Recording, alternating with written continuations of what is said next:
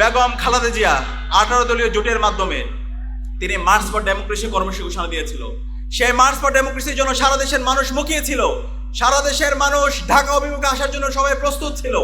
কিন্তু যখন Begum Khaleda Zia March for democracy কর্মসূচি ঘোষণা দিয়েছিল 29শে ডিসেম্বর, সেদিন বিএনপির নেতৃ পর্যায়ের মানুষরা সেদিন রাজপথে নামেনি।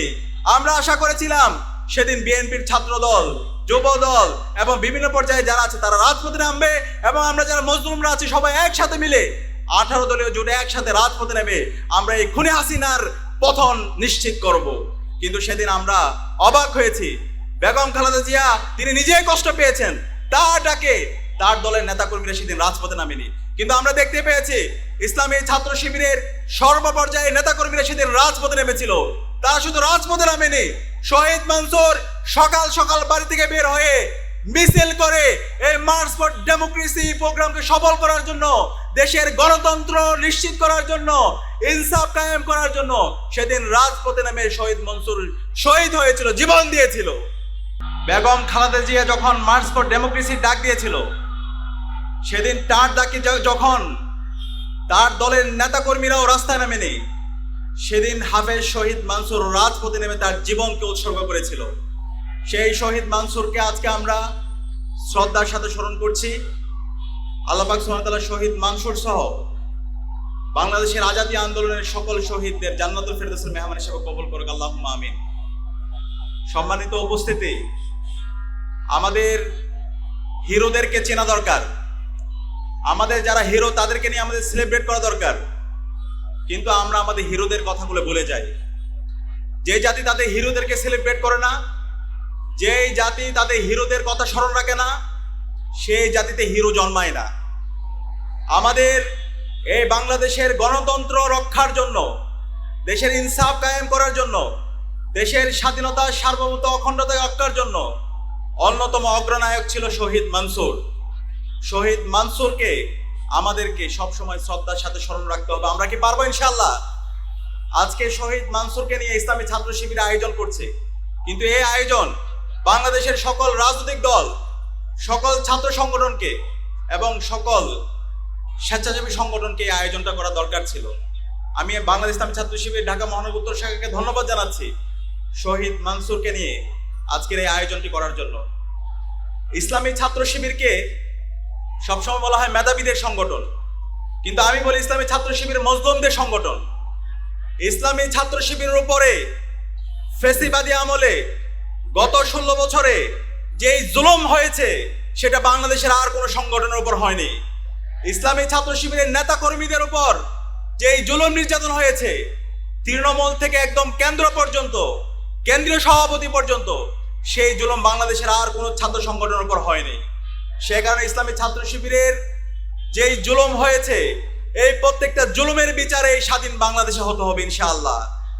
আমরা বিগত ফ্যাসিবাদী আমলে দেখতে পেয়েছি, আমরা যখন 13 সালে সেই ফ্যাসিস্ট হাসিনার বিরুদ্ধে রাজপথে আন্দোলন করছিলাম, আমরা যখন গণতন্ত্র রক্ষার জন্য আন্দোলন করছিলাম, আমরা যখন বাংলাদেশে ইনসাফ কায়েমের জন্য আন্দোলন করছিলাম, তখন বাংলাদেশের এই সকল রাজনৈতিক দলগুলোর মধ্যে, ছাত্র সংগঠনগুলোর মধ্যে যেন ঐক্য না হয়, সেই জন্য কালচারাল ফেসিস্ট চক্রকে বিভিন্ন ধরনের এবং ষড়যন্ত্র এবং চক্রান্ত দেখেছি।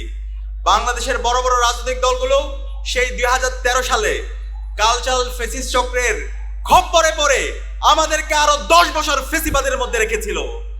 সেই 2013 সালে আপনাদের মনে থাকার কথা, বাংলাদেশের সর্বস্তরের নাগরিকরা, ছাত্র নাগরিক, তারা রাজপথে নেমেছিল আজাদের লক্ষ্যে।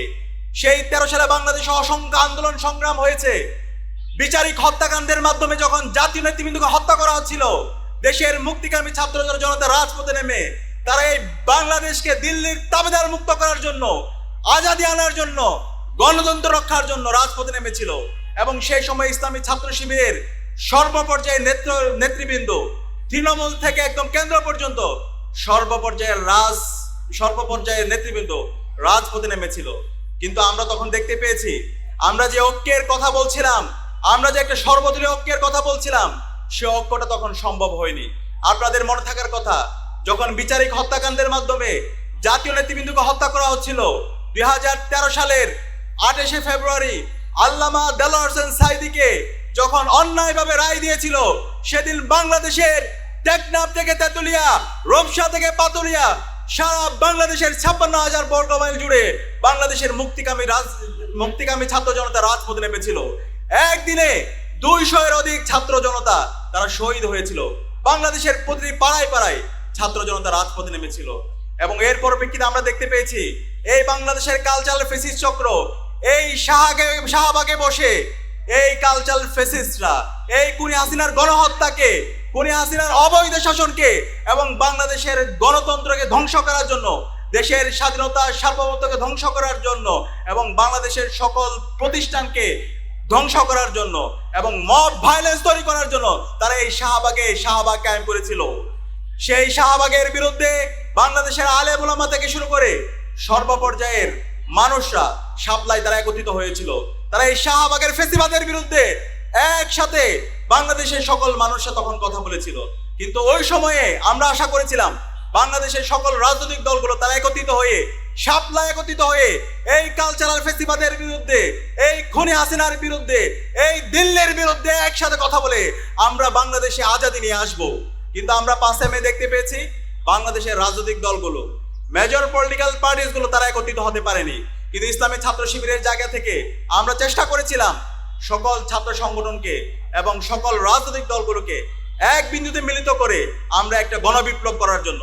কিন্তু বিভিন্ন ধরনের ষড়যন্ত্র এবং চক্রান্তের কারণে এবং রাজনৈতিক দলগুলো পার্শ্ববর্তী দেশের প্রেসক্রিপশনে রাজনীতি করার কারণে সেই আজাদি আমাদের আসেনি। পরবর্তীতে আমরা দেখতে পেয়েছি 2013 সালের 29শে ডিসেম্বর বেগম খালেদা জিয়া 18 দলীয় জোটের মাধ্যমে তিনি মার্চ ফর ডেমোক্রেসি কর্মসূচি ঘোষণা দিয়েছিল। সেই মার্চ ফর ডেমোক্রেসির জন্য সারা দেশের মানুষ মুখিয়েছিল। সারা দেশের মানুষ ঢাকা অভিমুখে আসার জন্য সবাই প্রস্তুত ছিল। কিন্তু যখন Begum Khaleda Zia March for democracy কর্মসূচি ঘোষণা দিয়েছিল 29শে ডিসেম্বর, সেদিন বিএনপির নেতৃ পর্যায়ের মানুষরা সেদিন রাজপথে নামেনি।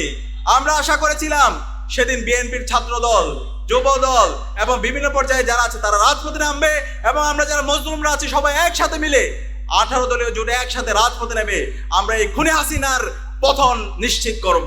কিন্তু সেদিন আমরা অবাক হয়েছি, বেগম খালেদা জিয়া তিনি নিজেই কষ্ট পেয়েছেন, তার ডাকে তার দলের নেতাকর্মীরা সেদিন রাজপথে নামেনি। কিন্তু আমরা দেখতে পেয়েছি ইসলামী ছাত্র শিবিরের সর্বপর্যায়ের নেতাকর্মীরা সেদিন রাজপথে নেমেছিল। তারা শুধু রাজপথে নামেনি, শহীদ মনসুর সকাল সকাল বাড়ি থেকে বের হয়ে মিছিল করে এই মার্চ ফর ডেমোক্রেসি প্রোগ্রামকে সফল করার জন্য, দেশের গণতন্ত্র নিশ্চিত করার জন্য, ইনসাফ কায়েম করার জন্য সেদিন রাজপথে নেমে শহীদ মনসুর শহীদ হয়েছিল, জীবন দিয়েছিল। সেদিন শহীদ মনসুরের মতো বাংলাদেশের রাজনৈতিক দলগুলো যদি রাজপথে নামতো তাহলে এরপরেই হাসিনার পতন হয়ে যাওয়ার কথা। সেই পতন হওয়ার জন্য সবাই উদ্গ্রীব ছিল। কিন্তু আমরা কষ্ট পেয়েছি, আমরা ব্যথিত হয়েছি। রাজনৈতিক দলগুলো তারা দিল্লির প্রেসক্রিপশনে রাজনীতি করার কারণে, এজেন্সির প্রেসক্রিপশনে রাজনীতি করার কারণে সেদিন সেই আমাদের আজাদি আসতে আরো 10 বছর সময় লেগেছে। সে কারণে আমরা আমাদের এই শহীদ মনসুরকে, যিনি গণতন্ত্র রক্ষার জন্য, ইনসাফ কায়েমের জন্য জীবন দিয়েছে, শহীদ মনসুরকে আমাদের আজীবন শ্রদ্ধার সাথে স্মরণ রাখতে হবে। আমরা কি পারবো ইনশাআল্লাহ?